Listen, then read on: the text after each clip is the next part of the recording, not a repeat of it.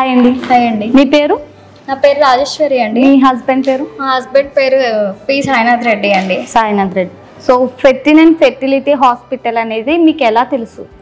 నేను యూట్యూబ్లో చూసి కన్సల్ట్ చేసి వచ్చానండి ఇక్కడికి. యూట్యూబ్లో చూసారు.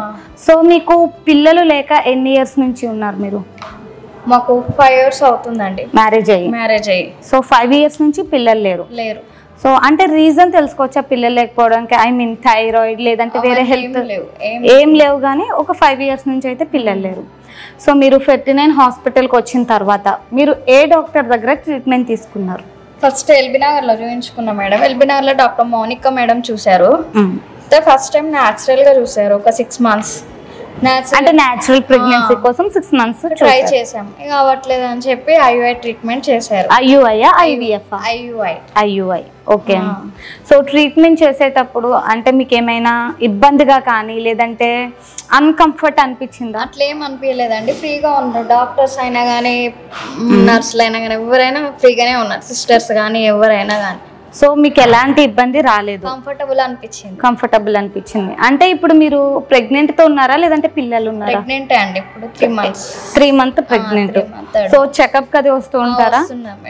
సో మీ హస్బెండ్ మీరు హ్యాపీయా మరి ఫెర్టిలిటీకి వచ్చినందుకు? 39కి వచ్చినాకనే కన్సీవ్ అయినందుకు చాలా హ్యాపీగా ఉన్నాం. చాలా అంటే మీరు ఫ్యామిలీ ఐ మీన్ అందరిని ఒప్పించుకొనే వచ్చారు.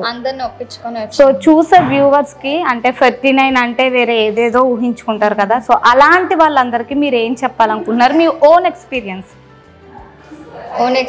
అంటే మేడం, ఫస్ట్ టైం ఇక్కడికి వచ్చినప్పుడు ప్రాసెస్ అవన్నీ చూసినాక చాలా మంది భయం వేసింది. కానీ భయపడ్డా కూడా ఏంటంటే చేసుకోవాలనే కాబట్టి తప్పదు. సో 39 వాళ్ళు డైరెక్ట్ ఐవీఎఫ్ ఐయుఐ కాకుండా న్యాచురల్ ప్రెగ్నెన్సీకి ట్రై చేసిన తర్వాత అది కుదరకపోతేనే ఐవీఎఫ్ లోకి వెళ్తారు.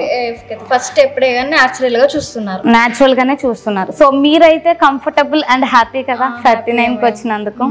ఓకే అండి, థ్యాంక్ యూ సో మచ్ అండి.